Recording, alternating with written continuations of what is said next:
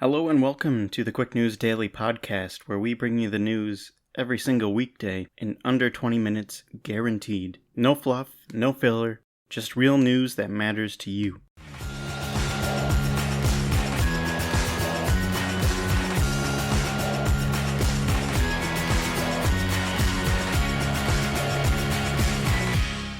It is June 3rd, and there is still a lot going on throughout the entire country and the world, it seems. So let's get straight into it.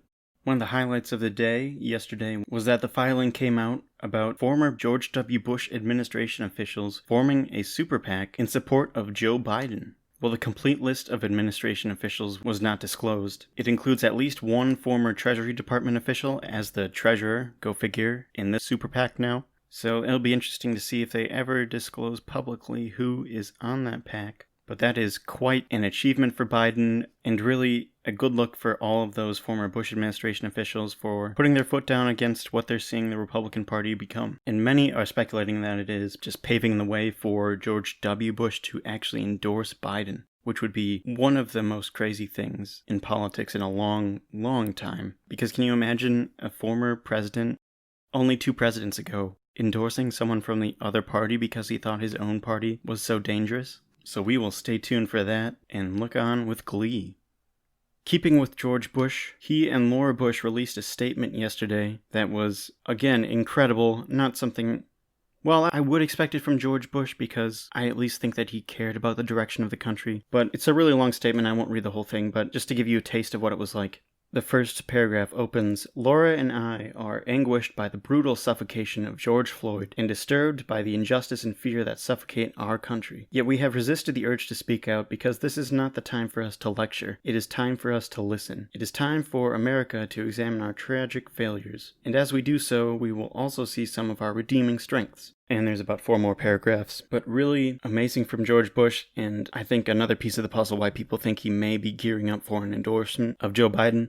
Especially after last election cycle, you'll remember he didn't endorse Hillary Clinton, but he said that he was not voting for Donald Trump. So I think Biden is seen as a more palatable alternative to Hillary, so we may be gearing up for something big. Some bad news for the Trump campaign. There was a Washington Post poll released a couple days ago, and one of the questions asked, "Who do you believe has the mental sharpness to do the job of president?"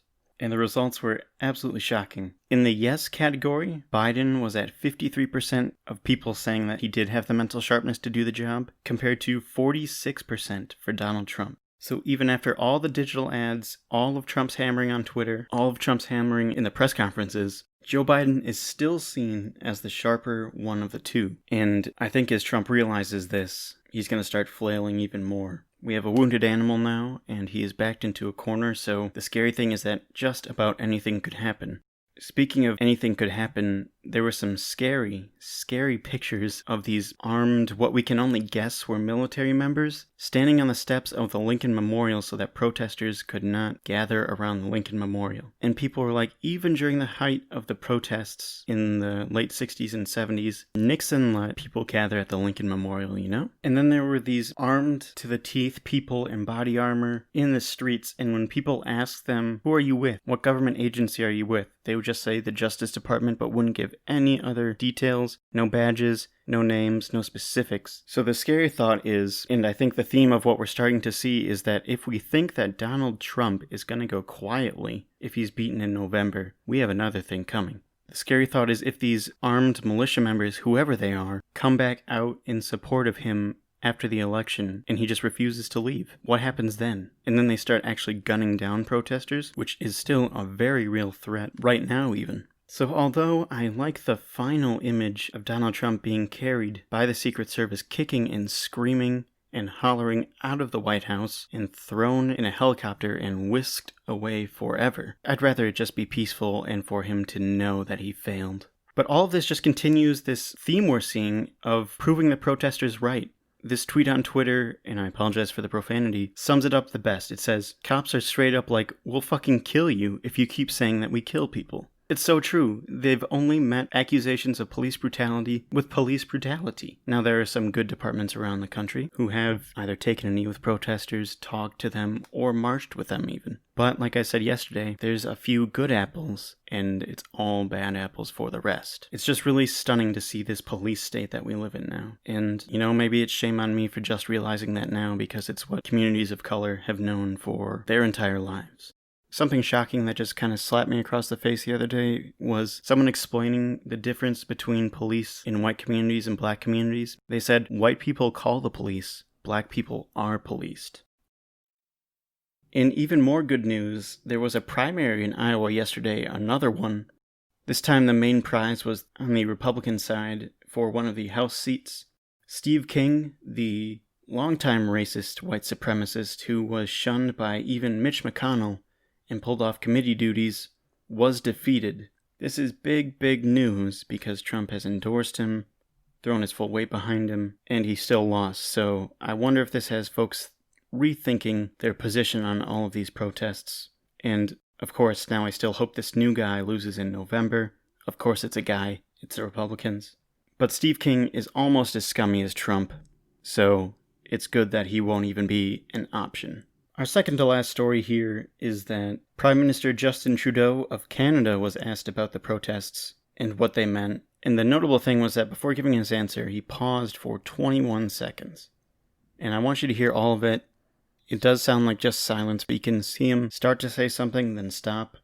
And let's just look at it here. I think it's notable for a couple reasons. First off, it is a very nice statement, and I just like most of all that a world leader is thinking before they're talking.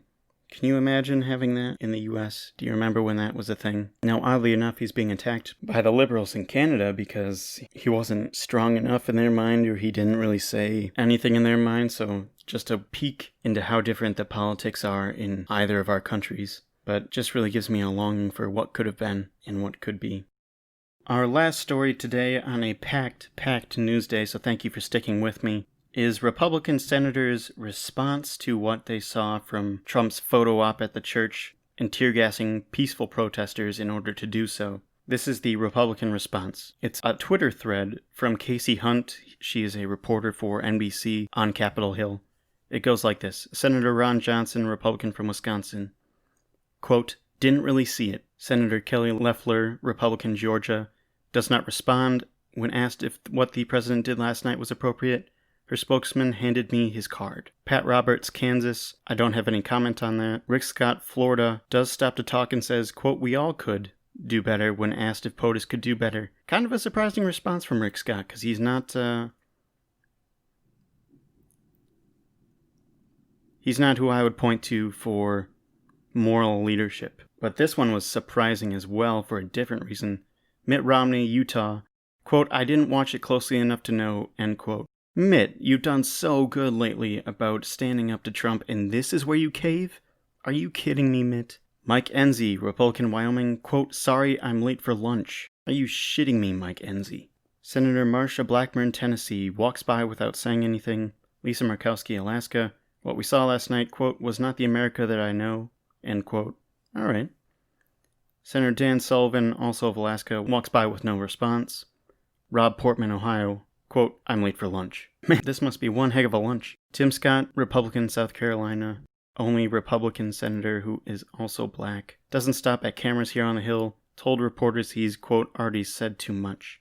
Steve Daines, Montana, I was grateful for the president's leadership, end quote. Are you kidding me? Ted Cruz, Texas, oh, here we go. When asked if we saw at the White House last night was an abuse of power, quote, by the protesters, yes. God, Ted Cruz is just the slimiest character in American politics. Just slimy. Trump is the overall worst, but Ted Cruz, my gosh, man. Bill Cassidy, Louisiana. Quote, I didn't follow, I'm sorry, end quote. Josh Hawley, probably going to run in 2024, stops to talk to cameras, says he has seen conflicting reports of what happened at the White House, says looting and violence is detracting from what should be the focus on George Floyd. Again, play in the middle, because he's probably going to run for president. Keep an eye on Hawley. Richard Shelby, Alabama, walks by with no comment. Mitch McConnell, quote, egregious wrongs have been done, much of it recorded. Joni Ernst, Iowa, quote, my heart hurts says we need to hear peaceful protesters, but, quote, we can't hear those peaceful protesters over the sound of shattering glass and splintering wood, end quote. Yeah, so maybe get the police to stop firing rubber bullets and tear gas at us. That's the only people who are causing a problem here. Another Mitch McConnell quote, quote, I'm not going to critique other people's performances, end quote. Okay. Mitch McConnell, who refused to even have hearings on President Obama's Supreme Court pick, who regularly criticized Obama, I'm not going to critique other people's performances. Get the f*** out of here, Mitch McConnell. I've had enough of you. You hear some of these responses, and it's just like the Republican senators are in Bird Box or something, like they're not supposed to open their eyes, or they refuse to open their eyes. But it's like that Paul Ryan quote, I wake up and check Twitter to see what I have to pretend I didn't see from Trump. That's what they're doing. They see it. They're not that stupid. They're very, very stupid, but they're not that stupid. So that is the Republican senator's response. Mostly shameful. A couple surprises in there. One not so great surprise, but it just, again, highlights the need in November to not only vote out Trump, but everyone who has enabled him. Everyone who could have voted to impeach him, but didn't. I'm reminded of the quote from Star Wars. It is, who's more foolish, the fool or the fool who follows him? The sad thing is all these Republicans know that Trump is gone mentally, but they still let him go. In any case, that is it for today. Thank you so much for listening and tuning in, and I hope you're staying safe out there. And I hope that we're doing a good enough job, and I hope you continue to have strength to be able to stand up for what is right. There is tremendous, not only support in the U.S., all 50 states are protesting this, by the way, which is incredible. We haven't agreed on that in a long, long time. But also worldwide, New Amsterdam, New Zealand, Great Britain.